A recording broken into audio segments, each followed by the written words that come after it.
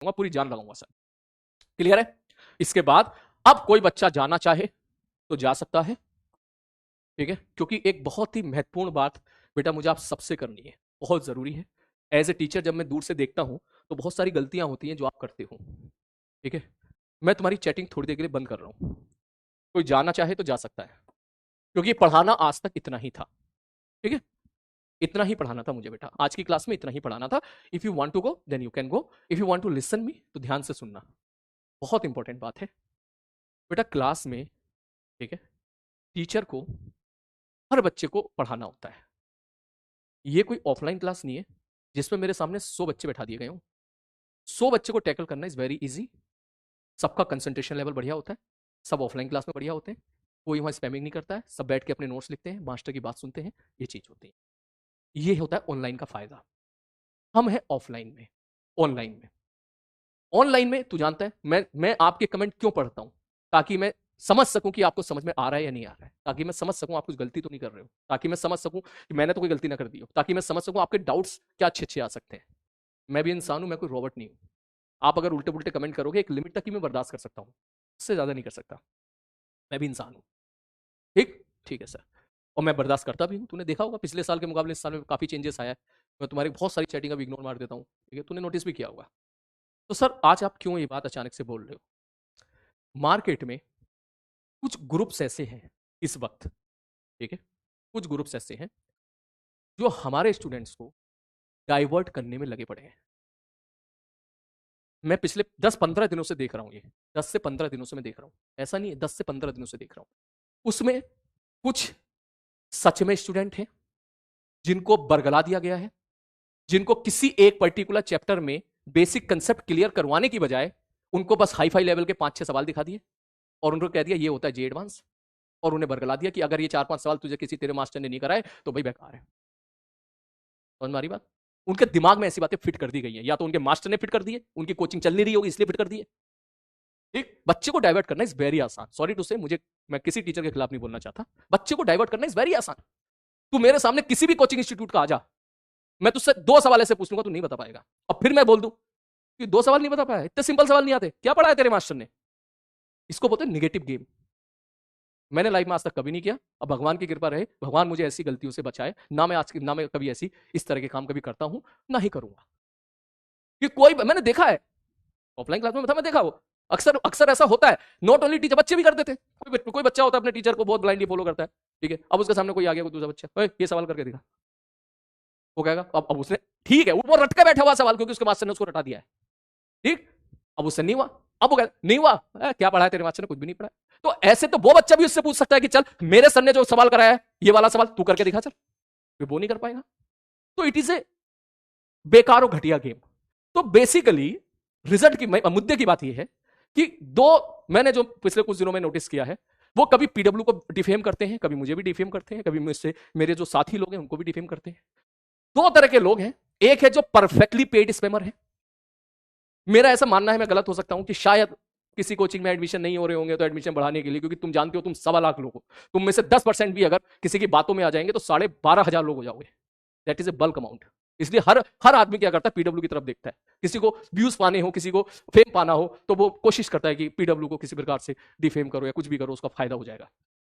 गलत बात, नहीं करना चाहिए। आप अच्छा पढ़ाओ, आप अच्छा पढ़ाओ, आप बेसिक से एडवांस तक जाओ, बेसिक से एडवांस तक जाओ, बढ़िया तरीके से पढ़ाओ बच्चे को, उसके जो डाउट है वो क्लियर करो, बच्चे की नींव को पकड़ो, क्या उसकी डिमांड है, क्या उसकी बेसिकली, वो एवरेज बच्चा है बेचारा, वो कोई स्टार लेवल का बच्चा नहीं है, वो एवरेज बच्चा है, पहले उसका बेसिक क्लियर करो फिर उसका लेवल उठाओ।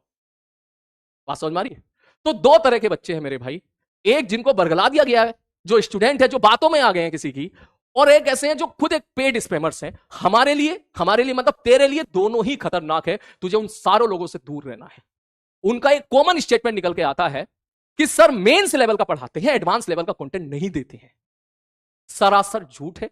सच बात यह उनकी औकात ही नहीं है कि वो एडवांस का पेपर भी देने चले जाएं। तो देख लेना उनमें से किसी का मेंस भी क्लियर नहीं होगा, किसी का मेंस भी क्लियर नहीं होगा।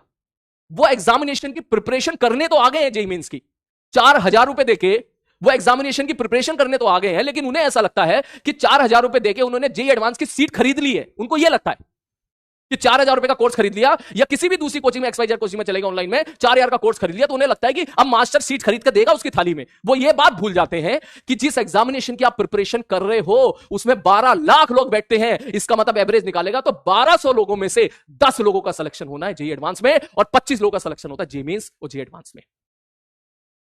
बात समझ में आ रही है? 25 लोगों का। अब तू सोच, एक रूम है जिसमें 1200 लोग हैं, उसमें 25 लोग जाने हैं, केवल 10 लोग एडवांस में जाने। This is a tough competition, ये रियलिटी है। तो फिर तो भैया सिलेक्शन की तरह आपको पढ़ना पड़ेगा, सिलेक्शन की तरह आपको पढ़ना पड़ेगा।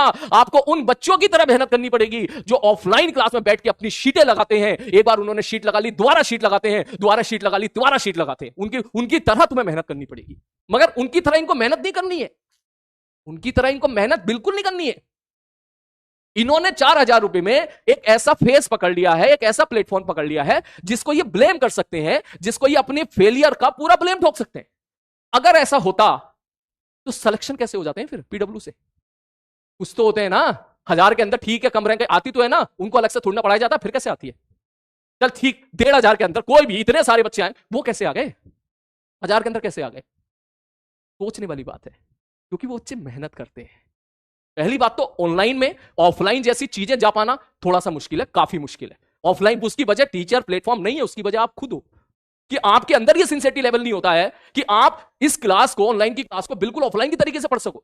आप रेगुलर बेसिस पे आप नोट्स नहीं बनाते हो, आप होमवर्क ट्राई नहीं करते हो, आप ध्यान से, आप घर पे बैठे हो, कोई भैया आ गया, कोई ताऊ जी आ गए, कोई दोस्त आ गया, आप घूमने चले जाते हो, आप लेक्चर छोड़ देते हो। 99% केसेस में तू देख ले, 98% केसेस में बच्चों के तो बैकलॉग ही बने रहते हैं। बात समझ में आ रही है मैं क्या कहना चाह रहा हूं? तो इसकी वजह बेटा सबसे पहली बात तो आप हो। आप अपनी वजह का, आप अपने फेलियर का ठीकरा दूसरी तरफ देखते हो। और फिर ये बात पहले मुझे नहीं पता था, मैं तो पहली बार आया हूं ना ऑनलाइन में, मुझे राजवन सर ने बताई। राजवन सर बोले, ऑनलाइन क्लास में उनको कॉल किया, उन्होंने बोले सर ये बच्चा ऐसा है कि अभी भले ही आपसे खुश रहे वाले बढ़िया, लेकिन आखिरी में जब इसका सिलेक्शन नहीं होता है तो बस अपने मास्टर को ही आएगा, तुम्हारी वजह से ना होगा, तुम्हारी वजह से नहीं होगा। अबे तो जिनका सिलेक्शन हो गया उनका कैसे हो गया बे?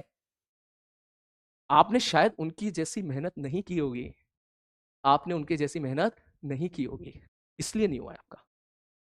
ये मेरे सेंटेंस जो है ना, ये 1 साल बाद तुझे याद आएंगे सारे के सन्ने सही बोला था। आप एग्जामिनेशन की प्रिपरेशन करने जा रहे हो जिसका नाम है जेईई एडवांस, और आपको उस एग्जामिनेशन की स्ट्रेटेजी ही नहीं पता है कि उस एग्जामिनेशन स्ट्रेटेजी को उसकी स्ट्रेटेजी क्या है बेसिकली। सच्चाई ये है, एक होता है 11th, एक होता है 12th, एक होता है 12th के बाद जेईई एडवांस से पहले। आप में से कुछ चमन सी स्क्वायर लोग ऐसे होते हैं कि हर कंटेंट को कंपेयर करते हैं स्टार बैच से, हर कंटेंट को कंपेयर करेंगे स्टार बैच। उन्हें ये नहीं पता पहली बात तो उनकी औकात नहीं है किसी भी स्टार बैच में बैठ जाए। ऑनलाइन में AIR बैच एक्सेस कर दिया है सब लोगों को, तो कोई भी किसी का लेक्चर देख सकता है। इसका मतलब ये नहीं है कि उस बच्चे की औकात हो गई कि वो स्टार बैच में आ जाए। पहली बात तो मैं बता दूं, आज तो मैं तबीयत से सबको रोस्ट करूंगा, बहुत जरूरी है, रोस्ट भी करूंगा। और अगर तुम में से कोई समझदार बच्चा सुन रहा हो, समझदार बच्चा अगर सुन रहा हो ठीक, तो उसको सही गाइडेंस भी दूंगा। कोटा में बेटा, ये तू जानता है, सब मैक्स कंटेंट कोटा में मिलता है, आप सब लोग जानते हो। हर कोचिंग इंस्टीट्यूट में सारे बढ़िया बढ़िया पढ़ाते हैं, सब बढ़िया बढ़िया पढ़ाते हैं, ये सब आप जानते हो। सारे शानदार, हर टीचर कोशिश करता है कि मेरा स्टूडेंट आगे बढ़े। हर टीचर, हर कोचिंग इंस्टीट्यूट कोशिश करती है कि भाई उनके बच्चे ज्यादा से ज्यादा सेलेक्ट हो, ज्यादा से ज्यादा सेलेक्ट हो। ठीक है सर जी, ओके। अब किसी इंस्टीट्यूट में भाई 15,000 बच्चे हैं, 10,000 बच्चे हैं, मान ले 10,000 बच्चों में से अगर उन्होंने जो बेस्ट 200 बच्चे हैं वो चूज करके एक तरफ उठा लिए, क्या गलत किया? कोई गलत नहीं है। 15,000 में से किसी ने 200 बच्चे उठा के एक बैच बना दिया, स्टार बैच, क्या गलत किया? अच्छी बात है ना। उन बच्चों के साथ क्यों गलत हो? उन्होंने बना दिया। अब वो बात ये नहीं है, बात ये है कि वो जो 200 बच्चे होते हैं, वो जो 100 बच्चे होते हैं ऑफलाइन क्लास में, जो AIR बैच में होते हैं, जो स्टार बैच में होते हैं, वो टीचर की वजह से नहीं होते हैं, वो खुद की मेहनत की वजह से होते हैं। उन्होंने 9th 10th क्लास में सब कुछ पढ़ लिया होता है।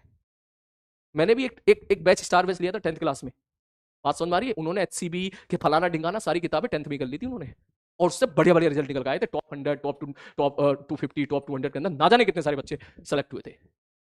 बात समझ में आ रही है मैं क्या कहना चाह रहा हूं? जो बच्चा 9th क्लास 10th क्लास में पूरी थ्योरी पढ़ चुका है, अब उसको 11th क्लास में आप क्या पढ़ाओगे?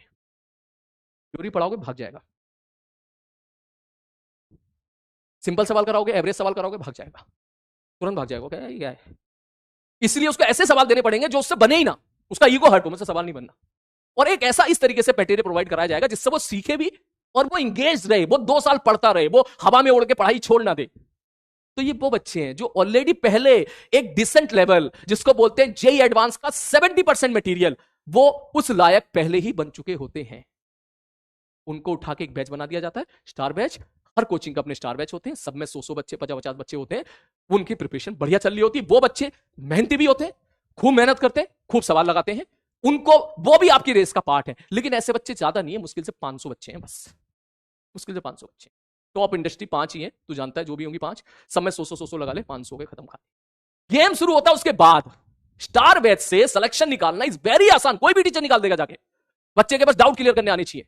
एक एवरेज बच्चा, एक बिलो एवरेज बच्चा जिसे कुछ नहीं आता, जो 10th क्लास के बाद गया 11th क्लास में, उसको बेसिक भी नहीं आता है, आप उसका सिलेक्शन अगर करा पा रहे हो जेईई एडवांस में, चाहे वो 2000 रैंक के साथ हो, चाहे वो 500 रैंक के साथ हो, चाहे वो 3000 रैंक के साथ हो, ये बहुत बड़ी बात है भाई। ये मानता हूं मैं, क्योंकि यहां टीचर का रोल आता है कि आप कैसे खींच के ले। और कभी कभी मेरी जिंदगी में ऐसे लोग भी आए हैं जो 500 के अंदर नहीं, 50 के अंदर आ गए भाई। उसमें मेरा रोल उतना नहीं है, मेरा रोल बहुत ही कम है। वो रोल उन बच्चों की मेहनत का है। वो बच्चे घर पे जाके सवाल लगाते थे, खूब सवालों के साथ फाइट करते थे। मेरा रोल ये है, क्या मैं उनको जेईई एडवांस से रिलेटेड जितनी थ्योरी की रिक्वायरमेंट है, क्या वो मैं उनको समझा रहा हूं या नहीं। अगर मैं या मेरी जगह कोई भी टीचर ऐसा है जो नहीं समझा पा रहा है, तो गड़बड़ है। और तू जानता है ऐसे बहुत लोग, बहुत के, मैं ये वीडियो जिन तक पहुंची वो नीचे जरूर कमेंट बॉक्स पे टाइप करें। ऐसे जरूर 30 से 40% हर क्लास, ऑफलाइन क्लास में होते हैं बच्चे जिनको समझ में ही नहीं आता फिजिक्स चल क्या रहा है। उनके लिए सबसे बड़ा चैलेंजिंग टास्क यह कि काश मुझे समझ में तो आ जाए, मुझे समझ में तो आ जाए, मैं कुछ सवाल तो लगा लूं, मैं शीट के ओवन के सवाल तो कम से कम लगा दूं, एक्सरसाइज ओ के सवाल तो कम से कम लगा लूं। ये भी नहीं बन पा रहे हैं मुझसे, जेईई मेंस के सवाल भी बन पा रहे हैं। और भैया ऐसे बच्चे को जिसको समझ में नहीं आ रहा है, 2 लाख रुपए 1.5 लाख रुपए फीस बैठा है, वो 15,000 रुपए हर महीने के खर्च कर रहा है, वो बेचारा कोशिश कर रहा है पूरी तरीके से समझने की, जेईई एडवांस के सवाल तो उससे हिल भी नहीं रहे ठीक से। सोच तुम्हारी मैं क्या कहना चाह रहा हूं। ठीक, खूब सारे बच्चे मिलेंगे आपको ऐसे, उनके लिए ये पीडब्ल्यू प्लेटफॉर्म वरदान साबित होता है। वो क्या करते हैं, जब इधर उधर परेशान हो जाते हैं, टीचर के साथ फ्रीक्वेंसी मैच नहीं करी, टीचर सब अच्छे हैं बेटा, कोई सारे टीचर अच्छे हैं, फ्रीक्वेंसी मैच नहीं करी, तो वो कोशिश करता है कहीं ऐसा कंटेंट मिल जाए जो पढ़ लूं, सब समझ में आ जाए, सवाल भी बन जाए। तो मैं आपको सबको बोल रहा हूं, मेरा कंटेंट ऐसा है, मैं आज तक कभी इंस्टीट्यूट का नाम नहीं लेता, लेकिन अब मैं लेने जा रहा हूं। Allen Career Institute, Unacademy, Motion और इन सबसे ओपी, पीडब्ल्यू, कोटा में ये सब चलते हैं। मेरा कंटेंट बेटा ऐसा है, अगर तू ब्लाइंडली फॉलो करके मेरी एक एक बात सुनेगा ना, तू इसमें से किसी भी इंस्टीट्यूट का हो, तू अपनी शीट लगा लेना, तुझे अपने आप समझ में आ जाएगा कि मैं क्या पढ़ाता हूं। शीट लगा लेना। और मैं इस बात को गर्व के साथ कह सकता हूं कि कोटा में शीट बहुत अच्छी बनी हुई है, एग्जाम ओरिएंटेड बनी हुई है उनको, क्योंकि जो चीज जिस मंडी में जेईई एडवांस की ही प्रिपरेशन कराई जाती है, वहां की शीट ऑब्वियसली बढ़िया होगी।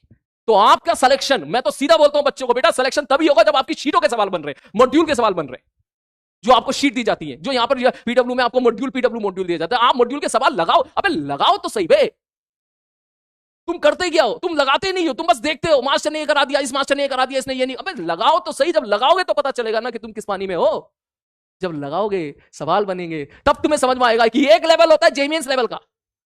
वो एक्सरसाइज जब तू सारी लगाएगा टिल द लास्ट, तुझे बटेगा कि फाइनल आंसर सही आ रहा है। फिर एक होता है थोड़ा सब्जेक्टिव का ओपन लेवल, फिर एक होता है ये वाला, एक होता है जेईई एडवांस, और एक होता है सबसे ऊपर एसक्यूबी टाइप। अबे जब लगाएगा तभी तेरे अंदर इंप्रूवमेंट आएगा, देखने से नहीं आएगा। यही वजह है ऑनलाइन में सिलेक्शन रेशियो कम है, मैं मानता हूं कम है। उसकी वजह में यही है कि बच्चे उस लेवल की उस तरीके से पढ़ाई करते ही नहीं है। ऑफलाइन क्लास वाला इतनी मेहनत करेगा बेचारा, मैं मिलता हूं बच्चों से यार, जब मिल जाता हूं, वो इतनी मेहनत कर रहे होते हैं, जिस इंस्टीट्यूट में होते हैं शीट लगा रहे होते हैं अपनी, ठीक है, खूब शीट लगा रहे होते, घिस रहे होते, सवाल नहीं बना, सोल्यूशन देखा, सोल्यूशन से समझने की कोशिश करी, कंसेप्ट क्लियर किया, फिर दूसरे सवाल लगाए। तुम क्या करते हो, तुम यहां पे ज्ञान पेलते हो, यूट्यूब पे ज्ञान पेलते हो, उल्टा पुल्टा ज्ञान पेलते हो। क्या कर रहे हो यार तुम लोग, आप ये बात भूल गए हो, आप उस रेस में हो जिस रेस में यहां ये इंस्टीट्यूट के बच्चे खूब मेहनत कर रहे हैं। अगर आप मेहनत नहीं करोगे तो आप पीछे रह जाओगे, आप पीछे। इस बैच की स्ट्रेंथ बेटा 1.25 लाख है, लेकिन आईआईटी में सीट 10,000 है। कड़वी बात बोल रहा हूं लेकिन सच्ची बात बोल रहा हूं। कितने का सिलेक्शन हो जाएगा 1.25 लाख में से? 3,000 मैक्सिमम, 4,000। इसका मतलब 1,23,000 बच्चे ऐसे होंगे जिनका जेईई में सिलेक्शन नहीं होगा। अब ये बात बोलूं, अब तो डिमोटिवेट हो जा, अब हो जा डिमोटिवेट, हो जा, जिसको डिमोटिवेट होना हो जा डिमोटिवेट। अब या तो तू ऐसे तरीके से, या फिर तू ये सोच कि सर अभी भले ही 1.25 लाख बच्चे हैं, लेकिन टीचर को ब्लाइंडली फॉलो करने वाले, टीचर की सारी बातें ब्लाइंडली फॉलो करने वाले, अगर रोटेशन तुम इसे ब्लाइंडली पढ़ा होता ना तो आज दिक्कतें ना आती तुझे इन सवालों में। टीचर को ब्लाइंडली फॉलो करने वाले लोग लास्ट तक मुश्किल से होते ही 7-8 हजार हैं। उन 8,000 में अगर 4,000 सिलेक्शन पा ले रहे हैं तो इसका मतलब सारा जो खेल है वो बेटा लास्ट तक टिके रहने का है, लास्ट तक मेहनत करने का है, और लास्ट तक वो उसी डेडिकेशन के साथ मेहनत करने का है जो डेडिकेशन जो ये एग्जामिनेशन रिक्वायर करता है। अब बात आई कि सर करना क्या है, सर कैसे एग्जामिनेशन को क्रैक किया जाए। सबसे पहली इंपॉर्टेंट बात, मैंने ये चीज समय बचाने के लिए बेटा पहले ही यहां पे लिख दी थी, ठीक, ध्यान से देखना भाई साहब, कि कोई भी एग्जामिनेशन है specially for the JEE advance, 100 number के अगर सवाल जेईई एडवांस में आ रहे हैं ना, तो पहले तो तू अपने दिमाग में ये बैठा ले कि तुझे करने ही 60 to 70 हैं। तो ये समझ नहीं रहा इस बात को, करने ही 60 to 70 है। तू एग्जाम को अगर 100% करने जाएगा तो तुझे पता चलेगा कि पूरा पेपर जेईई एडवांस का जो आता है वो 1.5 से 2 घंटे का होता है। कोई भी अच्छा बच्चा क्या हो, कुछ बच्चों को निकाल दे जो 9th से ही सारी चीजें पढ़ रहे हैं, उनको निकाल दे, उन 100-200 बच्चों को तू निकाल दे।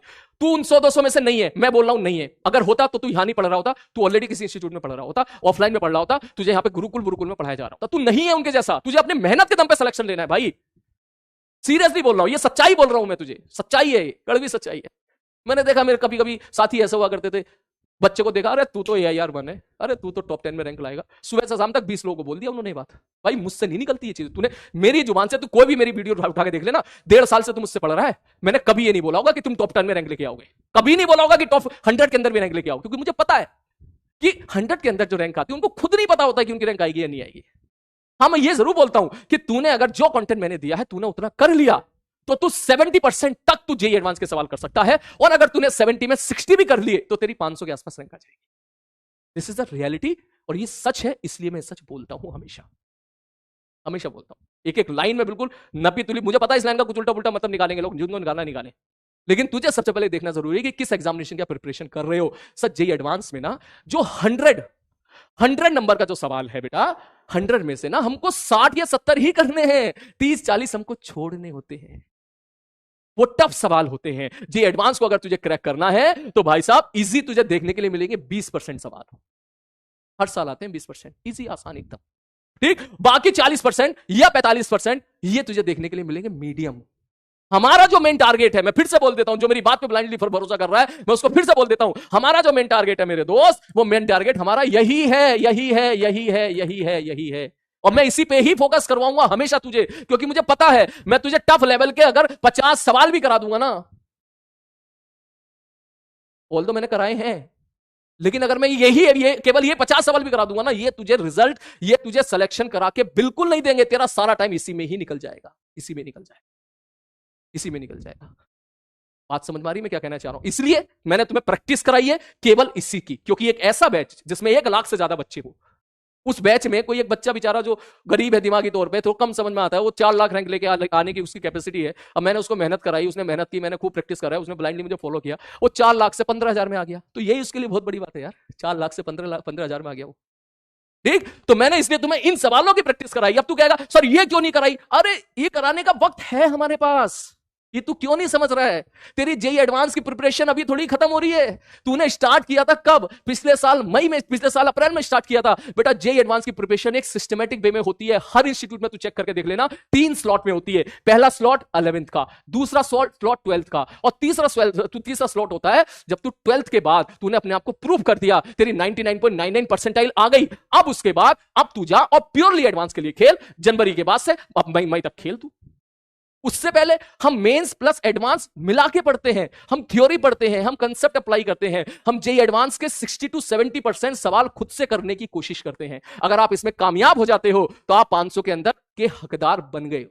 दिक्कत यह है कि ये कामयाब होने वाले लोगों की संख्या भी कम है। तू जानता है 90% बच्चों को तो मेंस ही नहीं निकलता, परसेंटाइल ही कम होगी। क्यों?